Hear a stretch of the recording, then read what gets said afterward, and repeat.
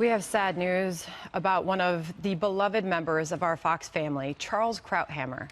Fox syndicated columnist and Fox News contributor releasing a letter today that we're going to read to you. Charles writes, "I have been uncharacteristically silent these past 10 months.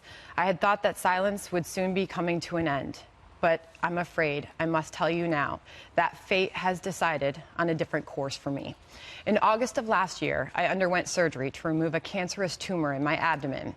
That operation was thought to have been a success, but it caused a cascade of secondary complications, which I've been fighting in hospital ever since.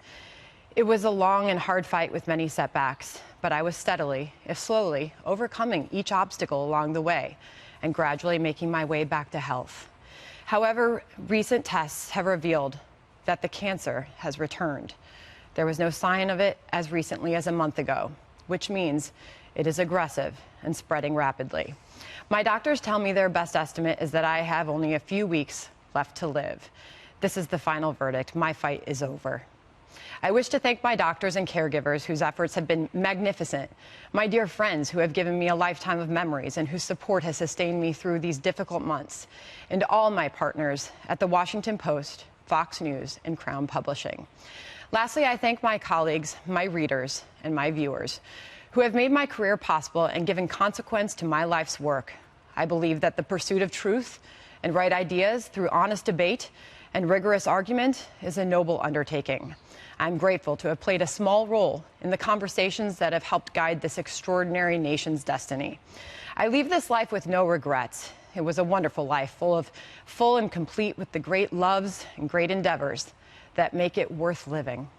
I am sad to leave, but I leave with the knowledge that I lived the life that I intended." Fox News Sunday anchor Chris Wallace joins us live from Singapore. Chris, your thoughts as we learn about this, about our beloved memory of this Fox family, Charles Krauthammer. Well, what the tears I hear in your voice are the tears that I shed about 10 days ago when Brett Baer shared a personal email very much along these same lines that he had received from Charles. As you read the email, as you just read it now, you didn't know where the story was going, and it seemed hopeful. And then, as he discovered to his shock, the cancer had returned. And there are two lines in it when he talks about the final verdict is in, my fight is over, and finally, when he says that I lead this life with no regret. It is such quintessential Charles Krauthammer. It is so graceful, it is so honest, it is so brave. There is so much to say about Charles Krauthammer. I mean, just the origins of his story at Harvard Medical School, 22 years old, jumped into a swimming pool one day, a strong, strapping man, and broke his neck.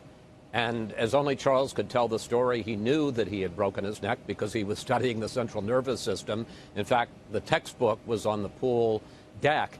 And as he lay there at the bottom of the pool before somebody rescued him, he realized exactly what had happened. Now, so many of us would have crawled into a ball or been filled with self-pity. I never, in all the years I knew Charles, ever heard him express any sense of pity. Why me? He led his life fully, vibrantly. Yes, he was very badly disabled, no use of his legs, almost no use of his hands, and yet he lived a full life. He had a car outfitted so that he could drive the streets of Washington. He loved his Washington Nationals. He led a life of passion and of great consequence. I think about Charles. He went on to become a great psychiatrist. He then joined the Carter administration, and as part of the Washington conversation, then became one of the masters, first at the New Republic and Time, and eventually we were honored and graced to have him at Fox News. A couple of things about Charles. First of all, you couldn't read a Charles or listen to a Charles commentary and not learn from it and not be stunned by how gracefully and beautifully and forcefully it was written.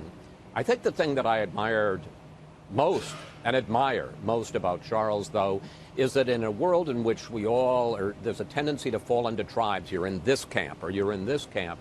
Charles camp was his honesty, his values, his conviction. He could be lacerating and going after the excesses of liberalism. He could be just as tough going after the betrayals of his conservatism.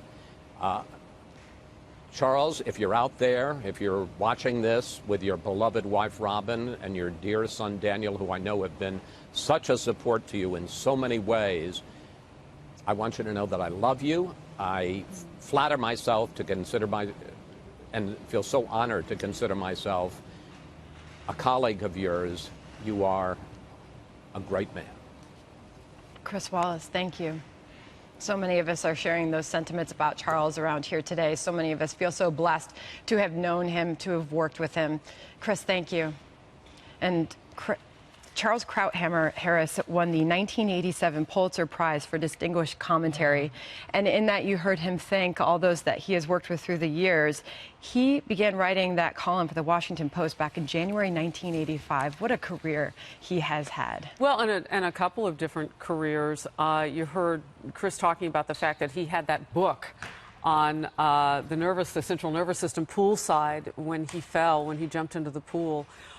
He actually had gone to Oxford to study politics, but he ended up at Harvard and came out a doctor and practiced medicine for a few years before getting into politics. Perhaps one of the people who I know worked most often side by side in those big political moments here at Fox News is now sitting next to me, and that's Juan Williams.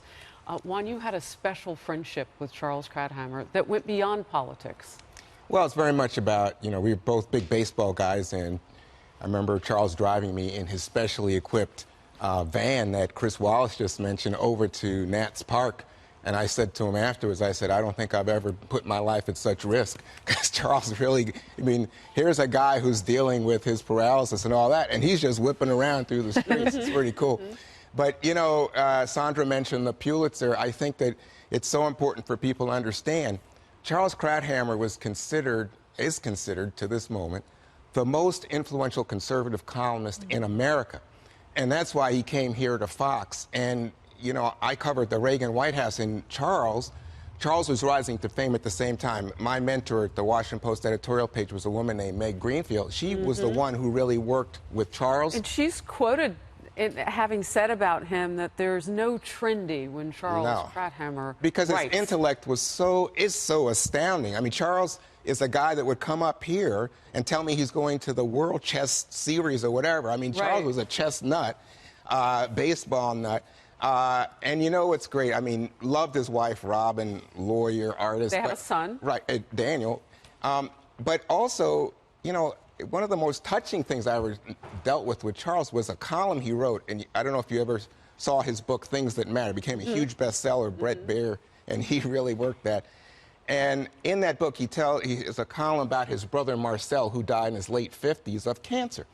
And he tells this story about coming up here to Long Island Beach in New York during the summers, and they would sit on the dock, they would play, they would invent games. The brother was a little bit older. He said his brother was his mentor in everything, taught him how to play games, how to tie up a sailboat in a storm. And at the end of the column, he writes, there's a picture of them, his brother's arm over his shoulders, and he says, ever brothers, ever young, ever summer. Wow. And there's this powerful sense of, we all have these moments in our life when we're together. Yeah. And it's that way with Charles. I remember he's Jewish, and he did something in Washington so astounding, Harris. He started something called Pro Music Hebraica, which is ancient Jewish music, and he brought it to the Kennedy Center and put it on in a concert hall.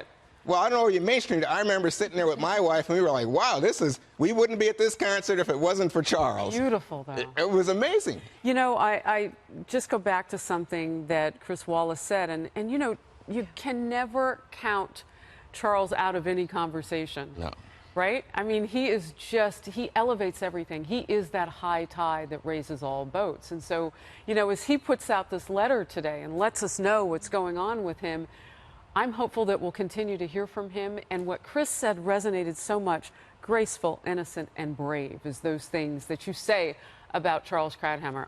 Just a real quick story. We met in a sports suite here at Fox News. And there was a big sporting event going on. And I walked in, and he kind of joked with me. And he said, so, how much of this sport do you play? And I looked at the screen. I couldn't even tell what it was. And I was like, well, I play everything, not necessarily well. And we kind of had a laugh about that. And he said, make sure that you continue to try everything in front of you, because you never know when those biggest moments are going to come. So we don't know if his biggest moment is yet to come. This letter tells us something about his current journey.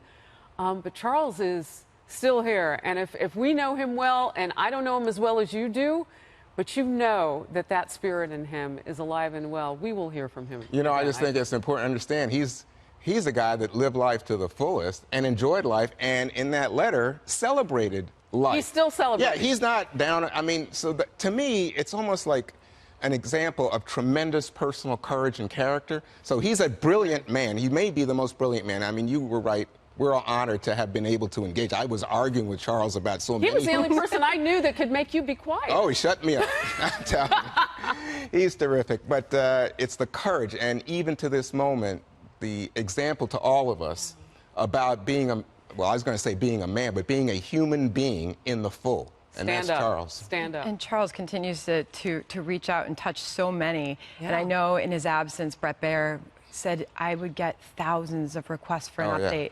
On I see it on Twitter. I would see day. Brett responding to people on Twitter saying, you know, this is as much as I can tell you. And yeah, and now, of course, Charles breaks his own news with his letter. Yeah. Very quintessential, our friend. Just a quick expression of love to his wife and to his son. They're great people, and I think Charles, you know, his life and his love really is reflected in what great people they are. Oh. Charles, our thoughts and prayers are with you. We'll be right back.